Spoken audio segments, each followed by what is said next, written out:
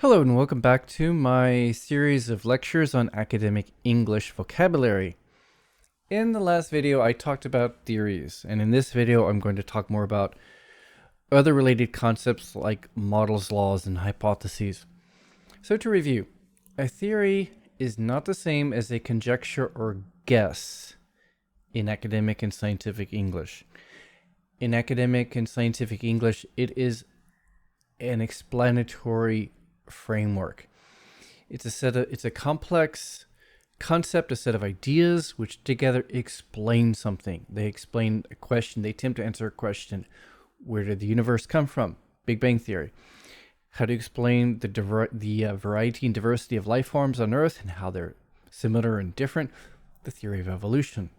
How are matter and energy related? Einstein's special theory of relativity. How are space and time and mass and energy related? Einstein's general theory of relativity. What causes diseases that are transmitted from person to person? Germ theory of disease. Those are theories. So, a law is something entirely different. It's not the case that a theory becomes a law once it's proven. Theories and laws are just different. There's the law of gravity, theory of gravity. There is a law, E equals mc squared, which is part of the theory of special relativity, explaining how matter and energy are related to each other. So, a law is a statement that is generally true, again, for its intended domain. When Newton proposed the law of gravity, he was only thinking of normal things. He had no idea about black holes or about traveling near the speed of light, which kind of messes up things. So the law of gravity applies for normal situations, normal stuff. Some other examples. Linguistics. There aren't too many laws in linguistics, but there are a few. So in a social science field, we're talking more about a general tendency. So in science, a law is something that is always true or generally true, at least for the intended domain. Linguistics, you get a few laws where we're talking about something that's generally true. For example, there is in linguistics something called Zipf's law, and it is a law that says that there is a general tendency for the highest frequency, the most common words in language to be short. Think about the shortest words in English: the, a, an, in, on, etc. The most common words in English or in any language are the shortest words. Longer words tend to be less frequent, and the longest words are going to be very, very infrequent. So that's Zipf's law. There tends to be a relationship between word frequency and word length. It's generally true. Again, a general tendency. The law doesn't say it's always like that, but it says that there's a general tendency. There are sound change laws when you study like the history of languages, for example, how English and German are related. If you study German, you realize that there are a lot of words that are similar, like weather, Wetter, and so on. Father, Vater. There are a couple laws by some famous linguists that kind of explain in general terms how consonant sounds changed in the evolution of German from its ancestor language, for example. And so sometimes in language history, you have sound change laws that describe generally how sounds changed in the historical evolution of particular languages. Economics, you probably know the law of supply and demand, which states that in general, there is a relationship or correlation between the supply of a product, the demand for the product, and the price. So supply, demand, and price are related. And this is a law that is generally true under normal circumstances, assuming that there are no weird outside forces messing with this. So, for example, it might not apply so well if you're talking about economics during time of crisis, disaster, apocalypse, alien invasion, whatever. But in general, normal circumstances, it works. So there are laws. Now, there are also models, and sometimes it's easy to confuse theories and models. they can sometimes be a bit similar. But a model is not necessarily an explanation, or it's not a complete explanation. So a model might be a simplified description. So really there are two kinds of models that we talk about. Some models are simplified descriptions, and it's a starting point for maybe doing some analysis. It could be a simplified description, or it could be a partial explanation. So a model might be a partial explanation, but it doesn't attempt to offer a full explanation. So descriptive model, these are the most common kinds, especially in humanities, social sciences, also business. Talk about business models. It's a simplified description of how maybe certain companies tend to work, or how they tend to work well. Business model. It's a simplified description of how a business might work. So, for example, in linguistics, there is a famous model called Kachu's three-stage model, and it's a model that describes the status of English in different countries. So, for example, there's the inner circle model. There's the inner circle in the model, which describes countries or cultures where English is the native language and it's the first language. So it's people's native language for most people in their homes, as well as the language of government and education and business and such. That's the first circle. The second circle describes countries or places where English is a secondary language, but an important language. It is not the native language or home language for most people. It's not what most people would learn as their first language at home, but it is an important language that's kind of a standard language for either education or government or business. So for example, it is the administrative or legal or government language in India. It is kind of a secondary language in Hong Kong, where it's the language of business and in many cases education. The first circle would be countries where English is a fully native language and an everyday language, like the US, Canada, the UK, Australia, etc. The second circle would be countries where English is used as a language for education or business or government. India, Singapore, Hong Kong, a few African countries, and so on. The third circle in the model would be other countries where English is just a foreign language. It's not normally used in everyday life. It's more of a language that's used in classrooms or in maybe certain contexts like international business. But for most countries like China, Korea, Japan, and most languages in the world, these are the third circle countries where English it's not a native language and it's not a primary language for business, government, or education. It is a fully foreign language. And this has been a very successful model in linguistics, especially sociolinguistics, studying the social aspects of language. It's not designed to explain why English is, like this in these countries. Why does it have the status in the first circle or second circle? It's not trying to explain things, but it's a very descriptive tool as a starting point for analyses, for analyzing linguistic questions about language in society and the role of English or the role of other languages in a particular society or culture. And it's been a very successful model for that, been used as a starting point for analyses.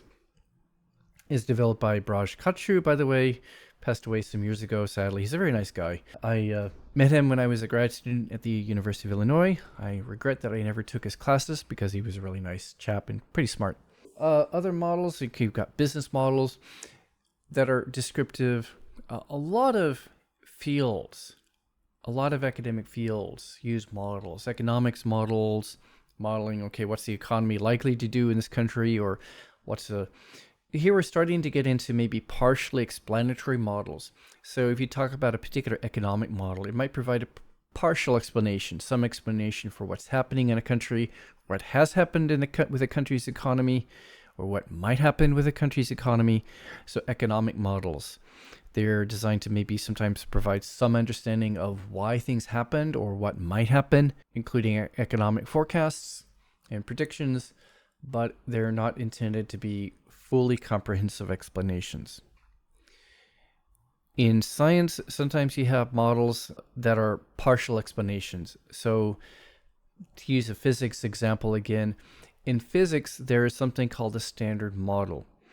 It is sort of an incomplete theory that provides some explanation for how different forces of the universe are related to each other and the particles that make up matter and energy. It does a good job of explaining some things, a number of things, but there are some important things that it does not explain. It doesn't explain what causes gravity, how gravity is related to other forces, doesn't know how to deal with gravity. It explains other things pretty well, but it's not a complete model, and scientists are trying to poke at it and find holes in it, find things that it doesn't explain in order to guide them in developing a more comprehensive theory. They want a full theory. They don't have a full theory yet for all of that stuff. They've got the standard model, and it's worked pretty well.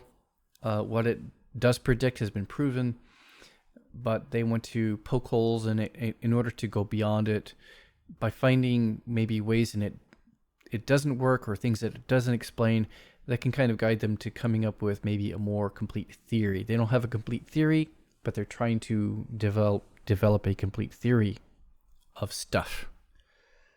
So those are models. A model can be either a description or it can be a partial explanation. So you have descriptive models and you have kind of explanatory models, that is partially explanatory models that provide some explanation, but they don't try to explain everything that you need to explain. Then there are hypotheses, and these are important.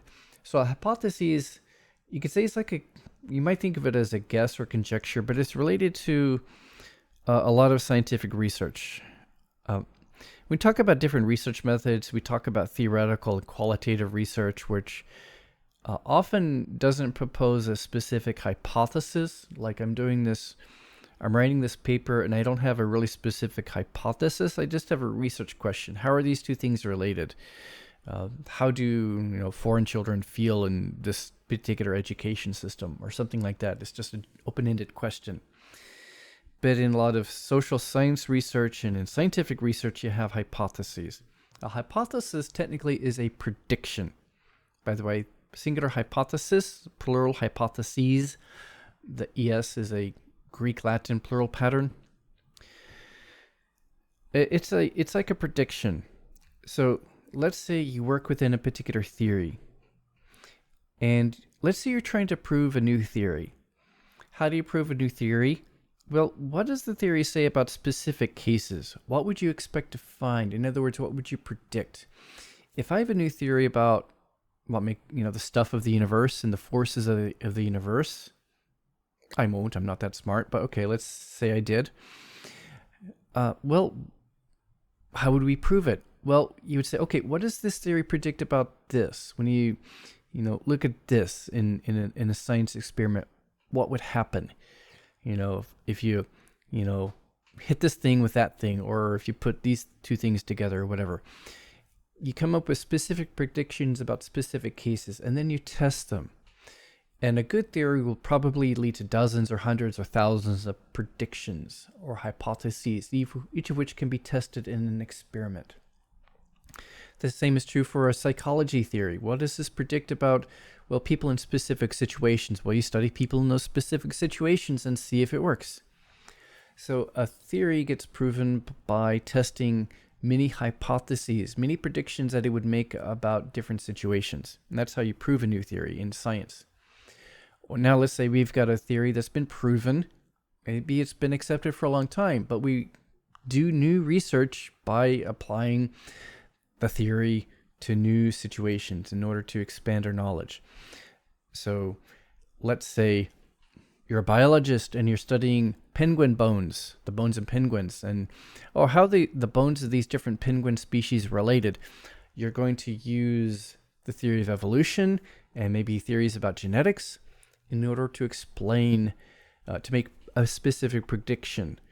I think these penguins evolved from this penguin, and you would use scientific research and a hypothesis that's based on evolutionary theory and genetics to come up with a hypothesis, and then you do an experiment to prove it, like maybe studying the DNA, an experiment in which you study their DNA and prove it.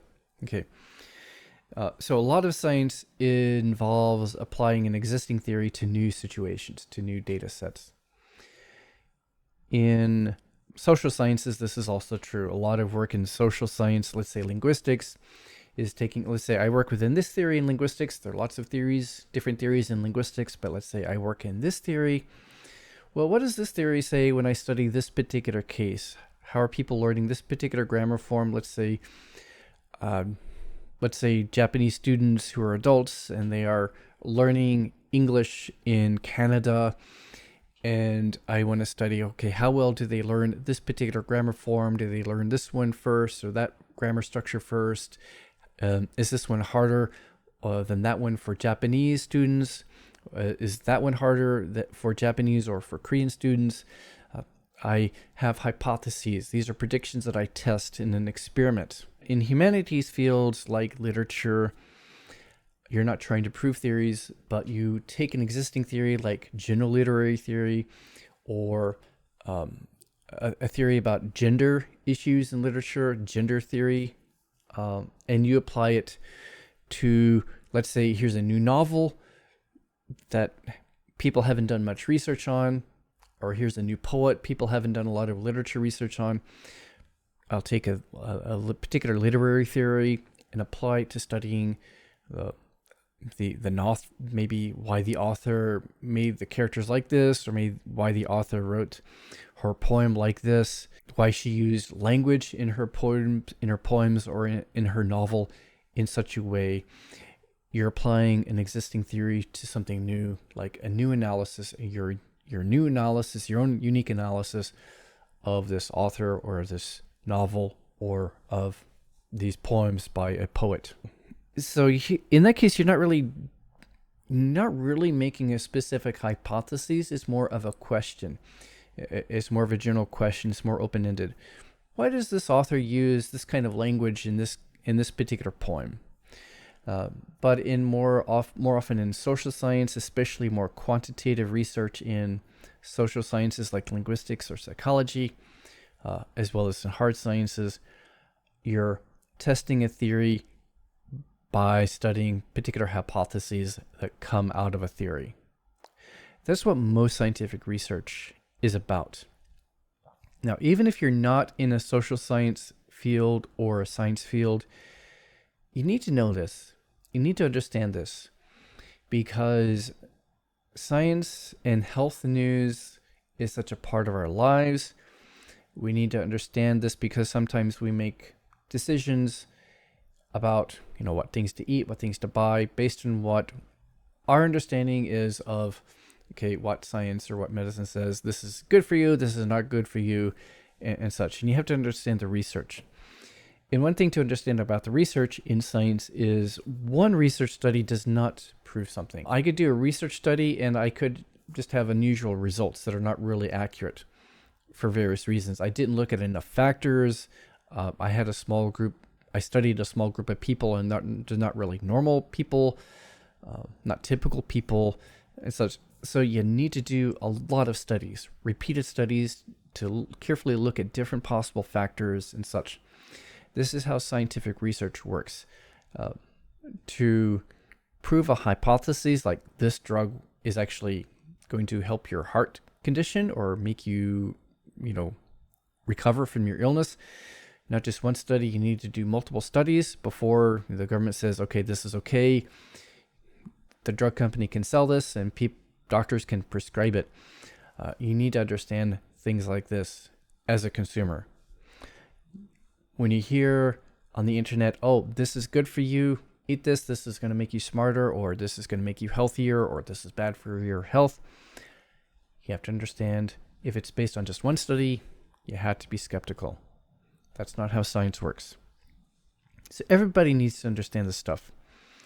And if you're in any academic field as a college student, or especially as a graduate student, you need to understand theories, models, laws, and hypotheses, because it's very likely in your field, you use at least some of these. You might use theories, you might use models, you might have you might do research based on hypotheses, or you might be reading research that's about testing a hypothesis, and occasionally laws, especially in science fields. That's what you need to understand to be an intelligent citizen, to be an intelligent academic person, to be a better, wiser college student or graduate student in your field of study. And you need to understand which of these are important in your field, whether you're a literature person or you're a media studies person or an engineer or a linguist or a psychologist. Okay, in your field, what are important theories in your field, or what are important models or laws in your field? What are some important hypotheses that people are working on right now in your field of study? You need to understand this stuff in order to read the academic literature in your field, in order to write about it. And in fact, the kind of research that is done is going to affect how you write about it. If you're interested in testing a hypothesis to further your knowledge within an existing theory that's accepted, that's going to affect the way that you write your papers. If you're trying to prove a new theory by testing a hypothesis, that's going to affect how you do your research, and that's going to affect how you write your paper.